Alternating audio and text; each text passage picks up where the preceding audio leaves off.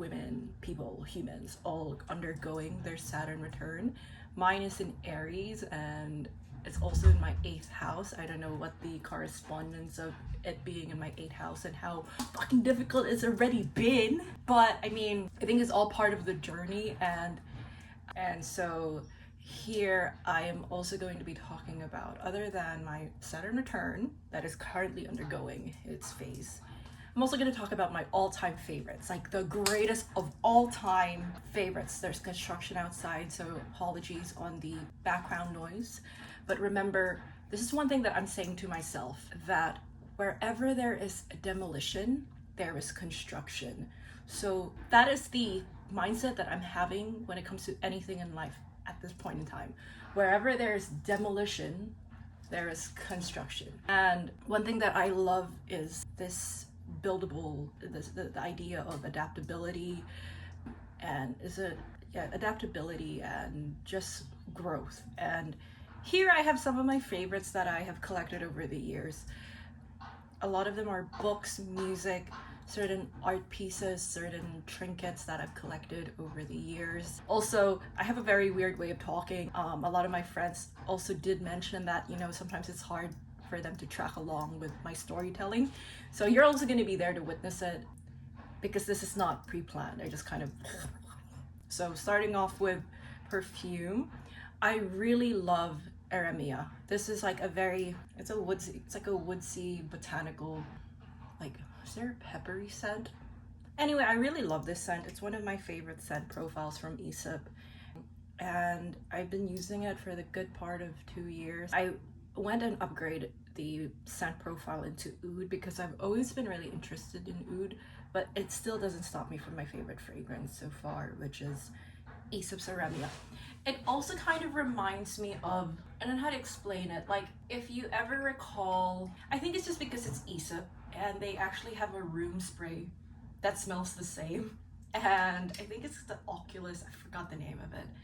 They have one with pink pepper. I think maybe this is the Eau de Parfum version, like, you know, for humans and their skin.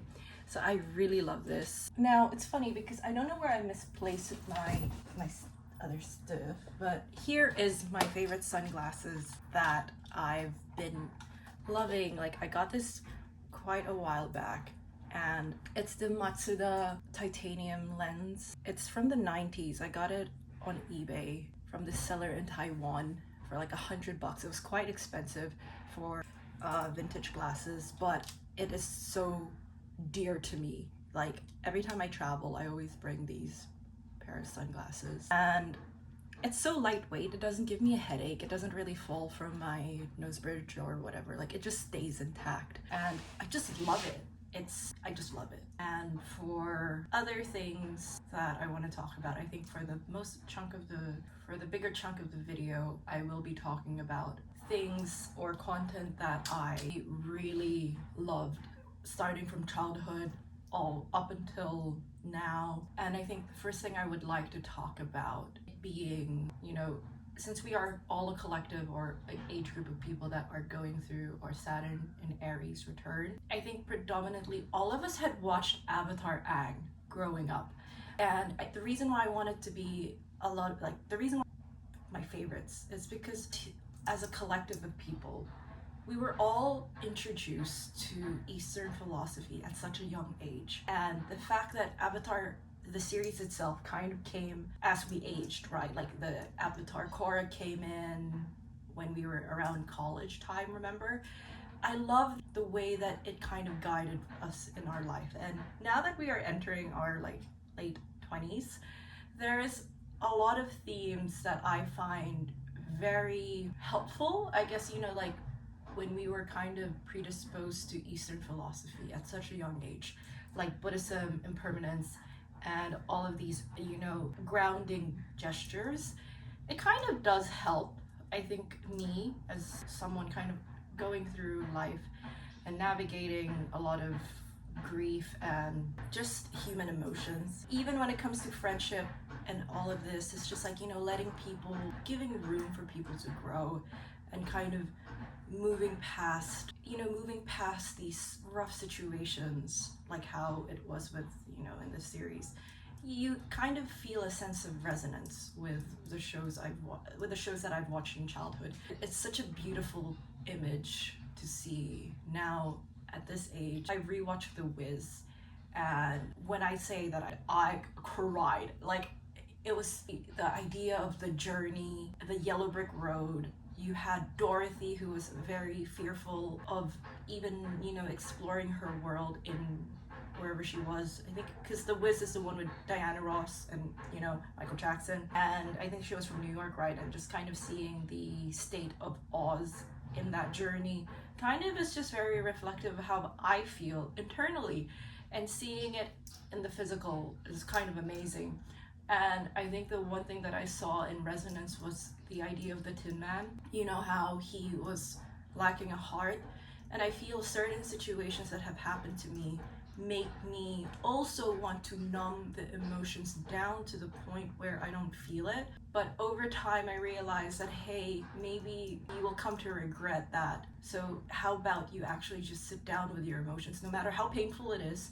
Sit down with these emotions and try to navigate your worldview, because innately I know that things will get better, and I hold that dear to me, knowing that everything that I love, I am well deserving of it. And to see the transformation of Dorothy's character and how she kind of, just eased on down that road, it was just amazing. And tying in my childhood loves and a lot of the things that I found dear to me as a child is so beautiful to see now at the age of 27. Other things that I kind of kept dear or very precious was hobbies. I played the piano throughout 2020s up until recently as well. It was a hobby that I had maintained as well as I can, and I did put a lot of discipline in it, and I just really loved it. So music and the hobby kind of progression. There are musics that I like. I think about piano was I was also very kind of outgoing with it. I tried to find as much community online. I was very chatty with people, and I met a lot of people, and it was beautiful to kind of interact with them, to build this sense of closeness and to connect with them so well over our interests. And I think one thing that I've also kind of realized is a lesson I've learned recently is you can connect with someone so well, and it can be so grand and so endearing. But the thing is, it doesn't have to last for so long. And I'm learning to come to terms with the sake of me being myself. There's nothing wrong with me being myself and coming to meet people in my fullest embodied energy at self. And, to kind of pass through someone, even if it doesn't mean that they stay for long, that is already a very beautiful experience, a beautiful connection. And navigating that and moving on to the next part of life, which is what I don't know, I have no idea where I'm really navigating. And it's quite interesting. So onto the topic of music. So I was talking about like classical music. I really love Scriabin. Sonata number 5 has been probably my most heavy, repetitive piece of music that I have just rotated and just kept going with it. I tried playing it on the piano. I loved it. I love playing it on the piano too. I don't have the skills or technique for it. I just love to hear it sonically. My favorite versions of it is Glenn Gould. Love Glenn Gould's version. I also love Sultanov.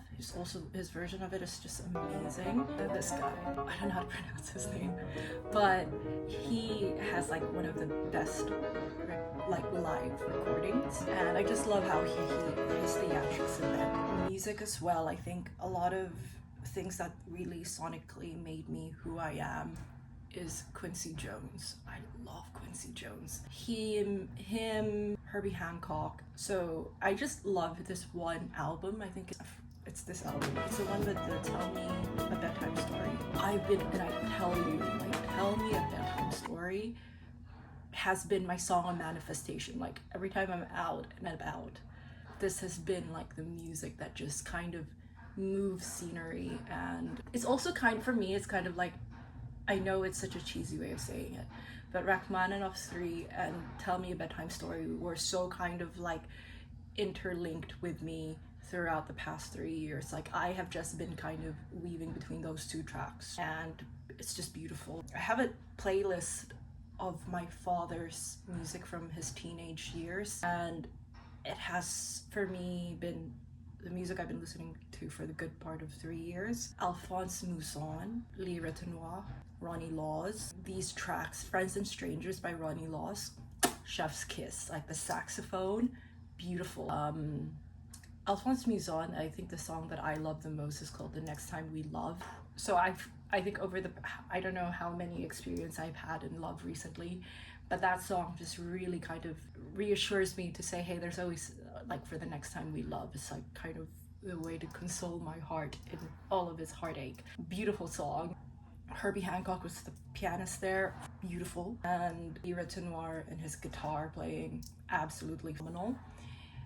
There has also been, for me, Kool and the Gang, Summer Madness. These are all music that I've been listening to recently, but they kind of, I've had them in rotation for quite a few years now. So I call it the 10 track playlist because I've been listening to the same 10 pieces of music, and not to even mention about the pieces of piano pieces that I play in rotation. It's absolutely, it's like, God forbid you live in the same house as me.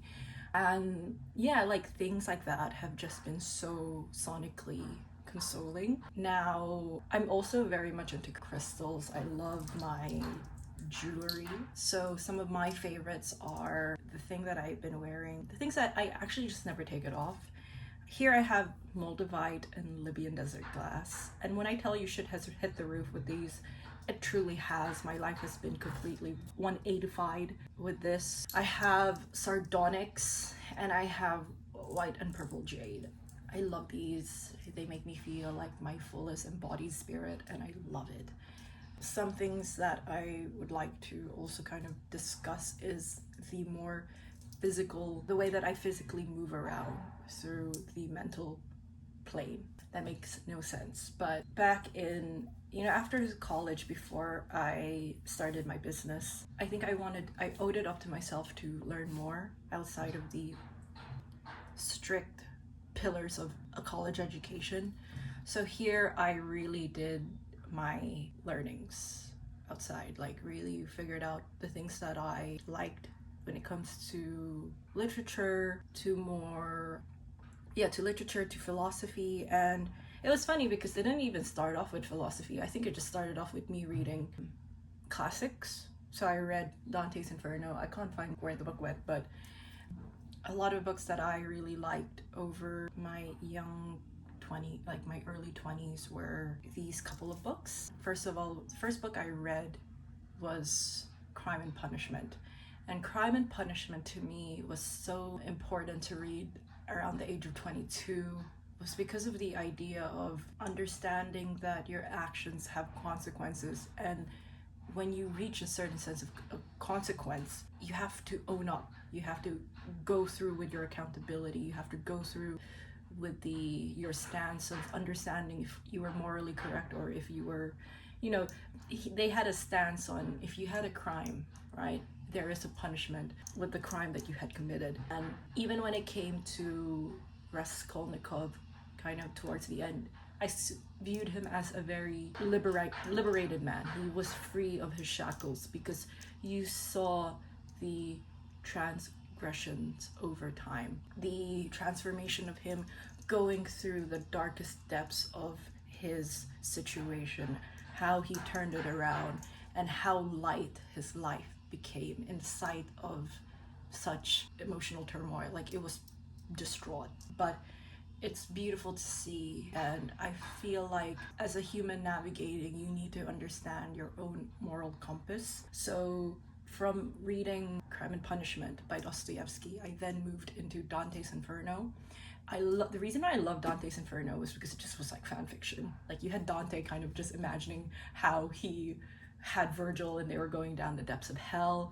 And reading it back in 20, it was very expansive. The worldview was so large because you're literally navigating hell to heaven to find his love, Beatrice. And seeing it as well alongside as listening to Liszt, Dante Sonata, it was amazing. Like, it's kind of like, for me, what I then did was I kind of internalized my own hell. What did I find to be hell? And kind of reading it also kind of just, it's just like the way that you can imagine it, like the way that your world is kind of like playing around. Because when I was reading it, I read it really and just focused on the way that I was reading it, but over time I kind of still thought about it. Like I had fleeting thoughts thinking about Dante's Sonata, not Sonata, Dante's Inferno, and kind of moving into how I kind of categorize living. And it's very, for me, just beautiful. Moving on to the next books I read, which were Demons and Either Or. So Demons and Either Or were, I have it here actually. So here was Demons. Now, I read this back in 20 as well. I feel like 20 was really the year that I really was reading, right? And during this year, Demons was probably the most gripping book for me. It really showed a lot about the people that you encounter, the people that you occupy your time with, how one thing can lead to another, how rebellious thought is just, it's just kind of, that's one thing, but the idea that each character had their own philosophy.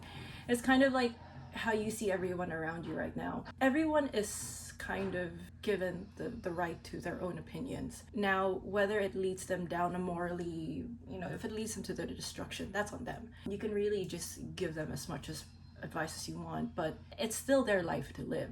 And reading this book, I mean, they were like a rebellious faction, right? So they were a rebellious faction. Yeah, a revolutionary cell aiming to overthrow the government. So you see, they were not wrong, but each of them had their own flaws. Even your main character was heavily flawed, but it was just good to kind of move around with, like, see the characters in their despair, in their desperation. And when things hit the roof, the way that they kind of navigate, the way that they turn on each other is just amazing. Not to say that friendships will turn against each other, they may not, but it was just good to see, and I loved it. This was like, these are my 5-star books. Another book that I really loved was Either Or by Kierkegaard.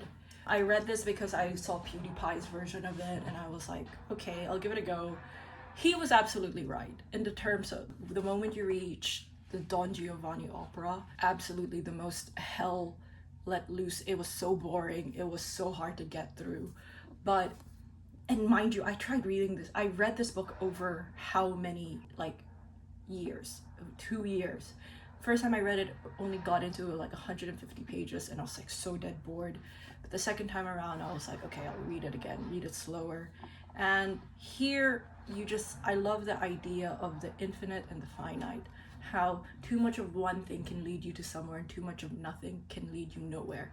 And the balancing is he was like the first existential philosopher. And reading him kind of opened up my brain cells. Like, I did start to think about things differently. Am I playing it too safe, or am I indulging too much? That was very impressive, and I really love the thoughts behind this book.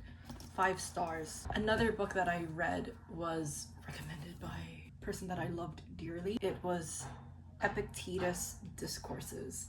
Now, when I read Discourses, it was the idea that freedom is a state of mind. You can be a slave, but you can also imagine to be, not even imagine, you can also be the richest person on earth. This kind of translated to me into the way that I kind of navigate and maneuver throughout my life. They really just want to keep hammering. Anyway, so I read this last year and it consoled me the most. This book consoled me the most last year. So my 2024 book of the year was definitely Discourses. So good.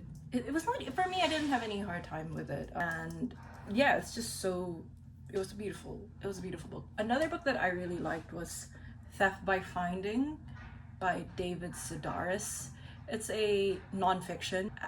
Wallace Johnson. She's like this YouTuber from New York who talks about books. She recommended that book, and I absolutely loved it. It's funny. It's the humor can be a bit dark sometimes, but it was just, I love New York for how it was kind of seen through the eyes of David Sedaris, and just the way that he was as a youth. I mean, not even as a youth, he was like 22 when he first started that diary, and the way that it kind of evolved to where he is now and how he kept that diary. And I love the name, Theft by Finding. Just such a beautiful, it's such a beautiful book. And then, so here I bought letters for myself. I got this in Frankfurt. It is by the company called Cartos, made in Italy, Giglio. So it's basically 10 letters. So if I really am feeling something that I feel like will be the greatest lesson or whatever in my life, I would write myself a letter and then I'll kind of station to it a year from now. So here I have a couple of letters in hand. I've had one where I will open on August, and and I keep it in this book that I bought in a thrift store called Love Letters of Great Men.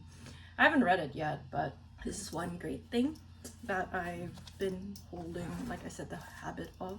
But I just really wanted to show you this beautiful pattern. I just find it gorgeous. Like, it's so pretty. Sputnik Sweetheart was the book that I read during my teenage years. I haven't reread it since, but Murakami's not for everyone. But I would definitely say I like Murakami a lot, specifically this book. I can't remember much of it, but I just remember that it did shape a lot of my ways of understanding. It's not nice to see women, that's for sure. It's not nice to see women so objectified or under the male gaze so much, but I can't help it. Like, I do love his books a lot. They're very controversial, but at the same time, it's captivating to read. And this one for me was one of my favorite books, alongside Killing Commendatore. I have read most, if not all, of Murakami's collection. I have it up there, I'll show you, but for me, Sputnik Sweetheart was one of my favorite books of Murakami. Samurai Champloo is by far my most favorite anime of all time.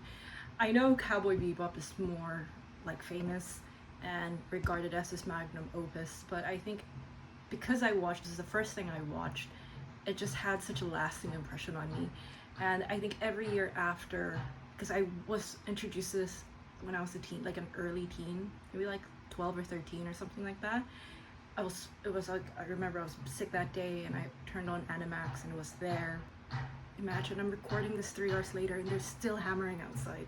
The beauty of Samurai Champloo was the idea that the journey is more important rather than the destination, and how no matter how unlikely these people are, not unlikely, you might not even get along with the people on the journey, but they might actually get you through it. And they are their own characters, and it's just beautiful. The storytelling, the different areas, how it kept me on my toes. The music was so good, Nujabi. There's so many, Tsuchichi, there's so many, like, Force of Nature, there's so many, like, the OST is just gold. And I just loved each character. I liked how for every time I watched it, because I think I remember watching it yearly, just to see if I liked just to see if I maybe had a different view on it.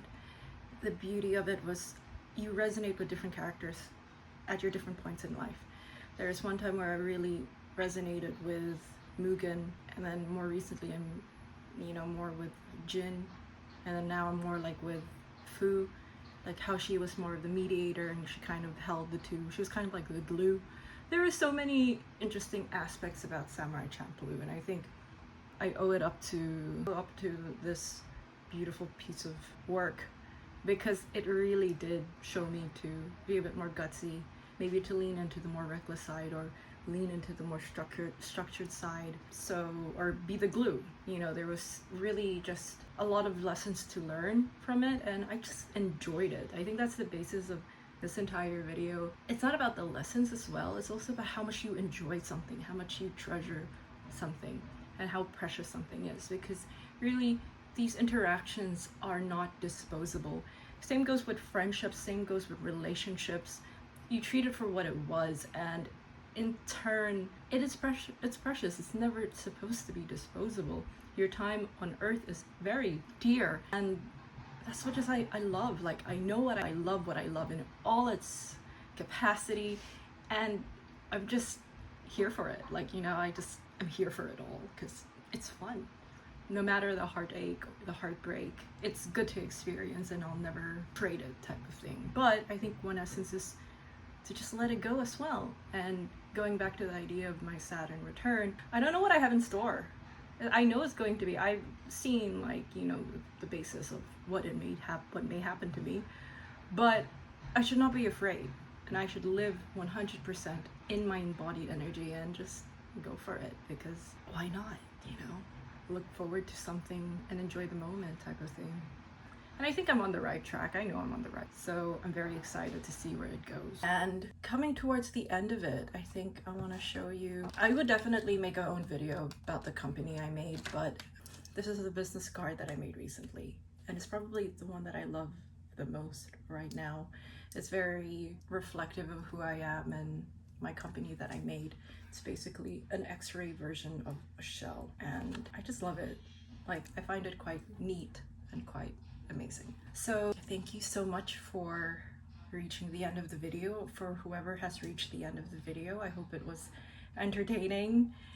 I did talk about a lot of things, a lot of literature and a lot of mumblings. And for a lot of us, I don't know how many of people in my viewers who are of the same age as me or who have undergone their Saturn return, but I would love to hear what you guys have been experiencing or what you guys have been doing. It's exciting, that's for sure. I know that this probably, I'm excited to see how I will come out of it. For sure I'll have better taste of music, and I'm excited to hear my playlist as well. I'm excited to hear what it would sound like later on, how I would view things later on. So yes, I'll catch you in the next video, and yeah, till next time. See you later, alligator.